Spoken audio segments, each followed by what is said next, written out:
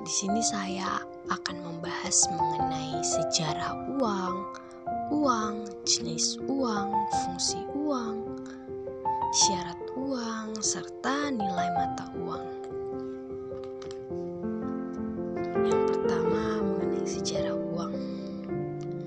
Sejarah uang di Indonesia itu adalah sistem barter, uang barang, uang logam, uang kertas, serta uang logam.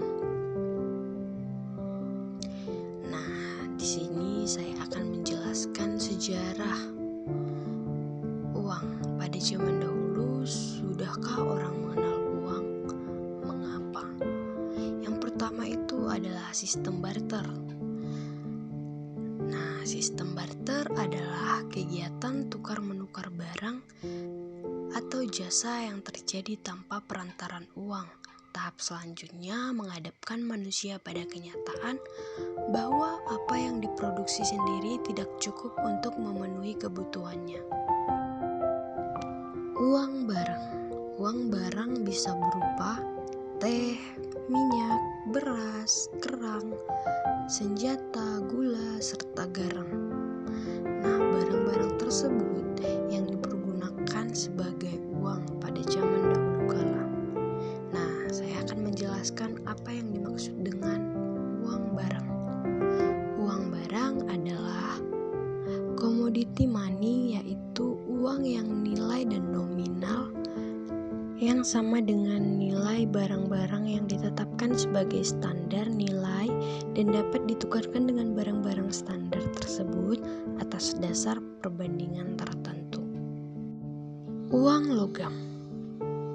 Uang logam atau kadang-kalanya disebut dengan koin adalah logam yang digunakan sebagai alat transaksi ekonomi dan biasanya diterbitkan oleh pemerintah.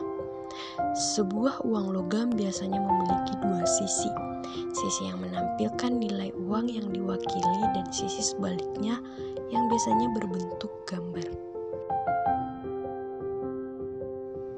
Uang kertas.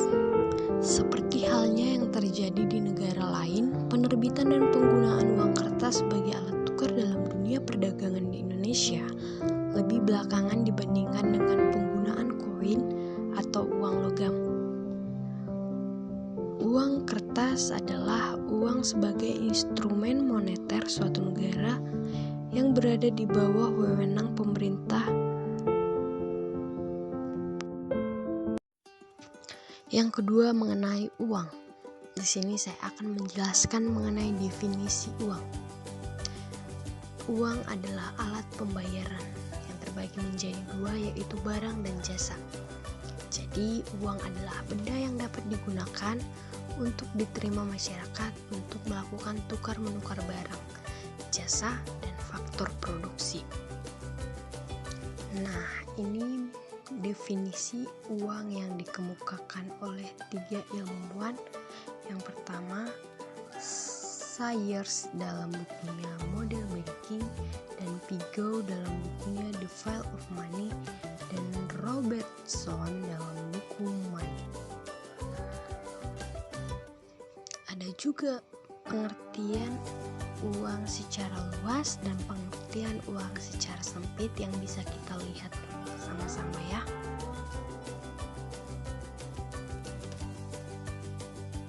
Yang ketiga, jenis uang.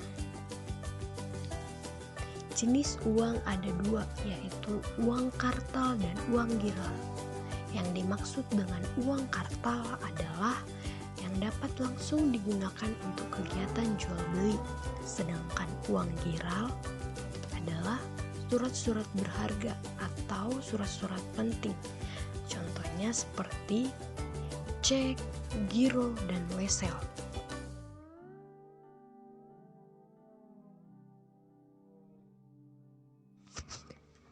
Yang keempat adalah fungsi uang. Nah, fungsi uang ada dua, yaitu sebagai alat tukar-menukar dan sebagai satuan hitungan. Yang dimaksud dengan uang sebagai alat tukar, dengan adanya uang untuk kegiatan tukar-menukar akan jauh lebih mudah dilakukan bila dibandingkan dengan kegiatan perdagangan secara barter. Dan uang sebagai alat pengukur nilai. Fungsi uang sebagai pengukur nilai untuk menunjukkan nilai barang dan jasa yang dijual atau dibeli. Nah, kalau fungsi turunannya ada 7. Yang pertama adalah sebagai penunjuk harga, yang kedua sebagai alat pembayaran, yang ketiga sebagai alat menyimpan atau menabung, yang keempat sebagai pendorong kegiatan ekonomi, yang kelima sebagai pembentuk dan pemindah kekayaan, 6 sebagai standar pembayaran utang, 7 sebagai alat pencipta kesempatan kerja. Yang kelima adalah syarat uang.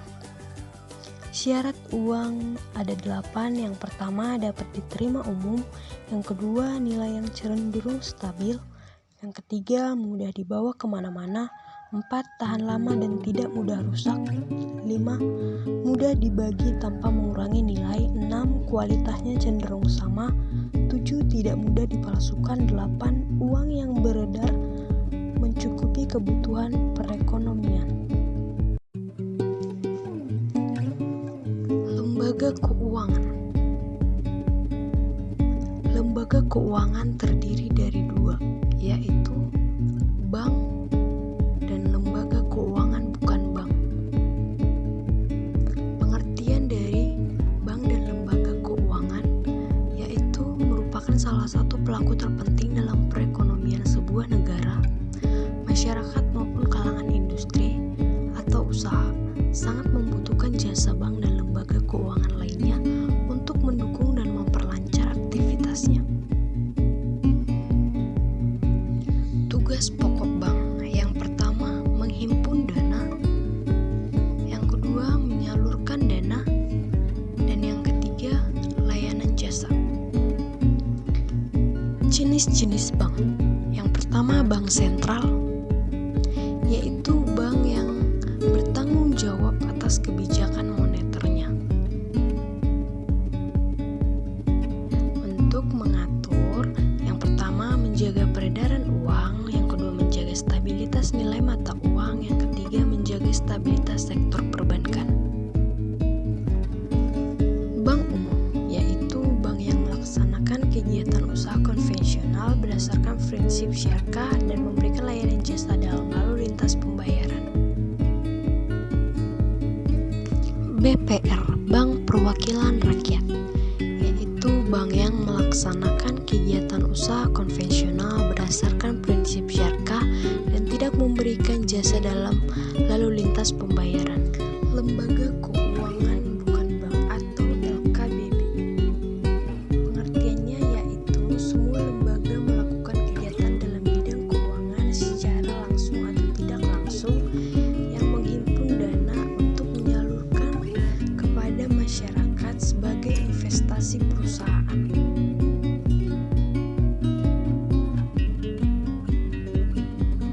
Nah, ini mengenai lembaga keuangan non-bank. Di sini saya akan menjelaskan jenis-jenisnya yang menjadi lembaga keuangan bukan bank. Yang pertama adalah asuransi.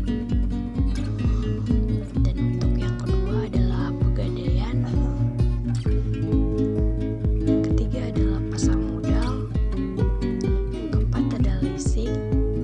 Yang kelima adalah BPJS Kesehatan dan tes pen, serta ada juga prudensial dan masih